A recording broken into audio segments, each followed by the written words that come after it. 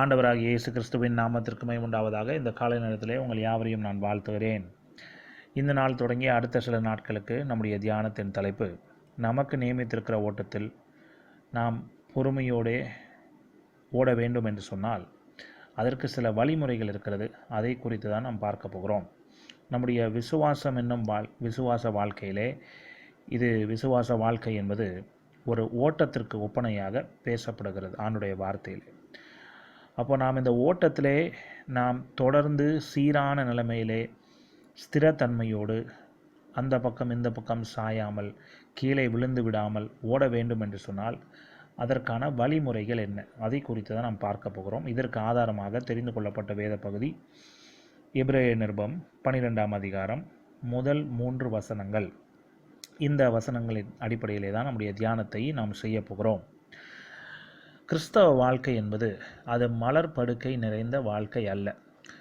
எந்த இடத்துலையுமே ஆண்டுடைய வார்த்தையிலே நமக்கு கிறிஸ்தவ வாழ்க்கை ரொம்ப ஸ்மூத்தாக, எந்த விதமான பிரச்சனையும் இல்லாமல், பாடுகள் இல்லாமல், எந்த விதமான நெருக்கங்கள் இல்லாமல் கிறிஸ்தவ வாழ்க்கையை நாம் எளிதாய் வாழ்ந்து முடித்து விடலாம் என்பதாக எந்த இடத்துலையுமே ஆண்டுடைய வார்த்தையிலே எழுதப்படவில்லை, வாக்கு தத்தம் பண்ணப்படவும் இல்லை.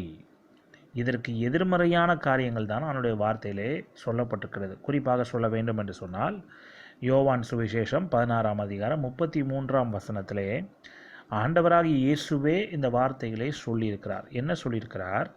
என்னிடத்தில் உங்களுக்கு சமாதானம் உண்டாயிருக்கும் பொருட்டு இவைகளை உங்களுக்கு சொன்னேன்.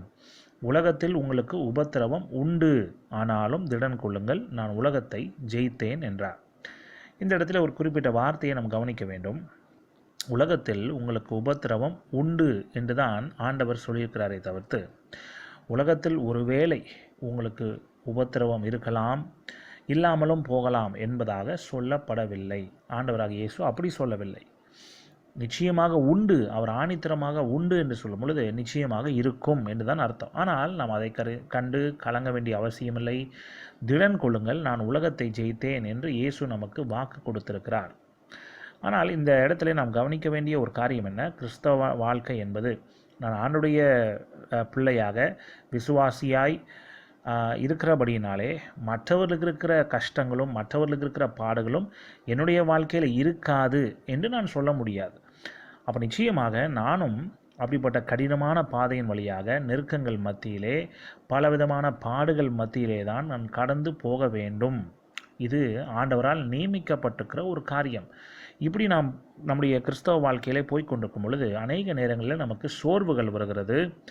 ஏன் இன்னும் சொல்லப்போனால் இந்த ஓட்டத்திலிருந்து, இந்த விசுவாச வாழ்க்கையிலிருந்து நாம் இந்த விசுவாசத்தை விட்டு விடலாமோ என்கிறதான ஒரு சோதனையும் அநேக நேரங்களில் நம்மை தாக்குகிறதா இருக்கிறது. நாம் மனிதர்களாக இருப்பதினால் இப்படிப்பட்ட சோதனைகள் நமக்கும் வரதான் செய்கிறது. இது உண்மை. சோதனையே வராது என்று யாருமே சொல்ல முடியாது. நிச்சயமாக சோதனை எல்லாருக்கும் உண்டு.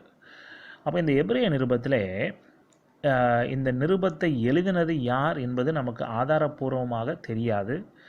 அதை ஒருவேளை அப்போஸ்தலனாகிய பவுல் எழுதியிருக்கலாம், இல்லாவிட்டால் மற்ற பரிசுத்தவான்கள் கூட எழுதியிருக்கலாம். ஆனால் யார் எழுதினார்கள் என்பது ஆதாரபூர்வமாக நிரூபிக்கப்படவில்லை என்று சொன்னாலும் அந்த நிருபத்தை பெற்றுக்கொண்ட கிறிஸ்தவர்கள், அந்த விசுவாசிகள், 1ஆம் நூற்றாண்டு விசுவாசிகள், அவர்கள் பலவிதமான நெருக்கடியின் மத்தியிலே பலவிதமான சோதனைகளை அனுபவித்து கொண்டிருந்தார்கள். அவர்கள் ஆண்டவராக இயேசு கிறிஸ்துவை ஏற்றுக்கொண்டதன் நிமித்தமாக அவர்களுடைய விசுவாச வாழ்க்கை பலவிதமான இன்னல்களுக்குள்ளாய் போனது. பலவிதமான இக்கட்டான சூழ்நிலை, பாடுகளை அனுபவித்து கொண்டிருந்தார்கள். அப்படிப்பட்ட சூழ்நிலையிலே இந்த நிருபம் அவர்களுடைய கரங்களிலே அவர்களுக்கு கிடைத்தவுடனே அவர்களுக்கு எப்படி இருந்திருக்கும் கொஞ்சம் யோசித்து பாருங்கள்.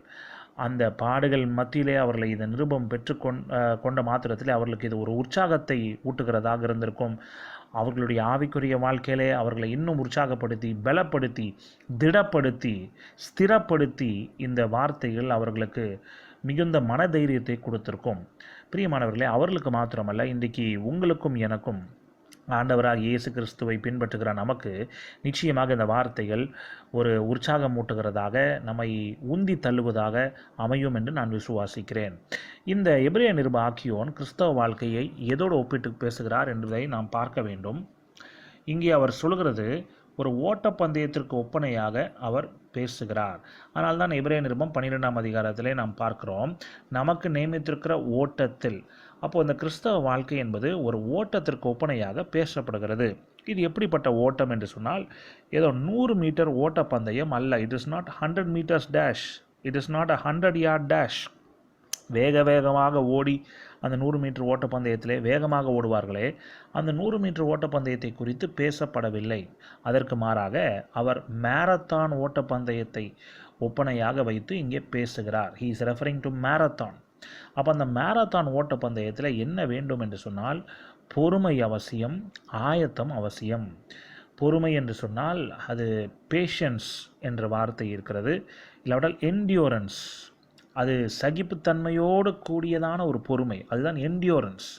அதே போல் ஆயத்தம், ப்ரிப்பரேஷன், இது ரெண்டுமே இல்லாவிட்டால் நிச்சயமாக இந்த ஓட்டத்தை நாம் சரியான விதத்திலே ஓடி முடிக்க முடியாது. நம்மை சுற்றிலும் பல பேர், நாங்களும் கிறிஸ்தவர்கள், நாங்களும் விசுவாச வாழ்க்கையிலே இந்த ஓட்டத்திலே ஓடிக்கொண்டிருக்கிறோம் என்பதாக சொல்லுகிறார்கள். ஆனால் அவர்கள் லக்கை நோக்கி ஓடாமல் தங்களுக்கு மனம் போன போக்கிலே தங்களுடைய சுய இஷ்டத்தின்படி பல பேர் இன்றைக்கு ஓடிக்கொண்டிருக்கிறார்கள். அதை தான் நாம் பார்க்கிறோம். இன்னும் பல பேர் அந்த ஓட்டத்திலிருந்தே அவர்கள் வழி விலகி போய்விட்டார்கள். இன்றைக்கி நம்முடைய வாழ்க்கையை நாம் ஆராய்ந்து பார்ப்போம். இன்றைக்கி நம்முடைய வாழ்க்கை நாம் சீராக ஸ்திரத்தன்மையாக ஓடிக்கொண்டிருக்கிறோமா, அந்த லக்கை நோக்கி நாம் ஓடிக்கொண்டிருக்கிறோமா என்பதுதான் கேள்வி. அப்பொழுதுதான் கடைசி நாளில் நாம் அப்போஸ்தலனாகிய பவுலை போல சொல்ல முடியும், நல்ல போராட்டத்தை போராடினேன், என் ஓட்டத்தை முடித்தேன், விசுவாசத்தை காத்து கொண்டேன் என்பதாக நாம் சொல்ல முடியும்.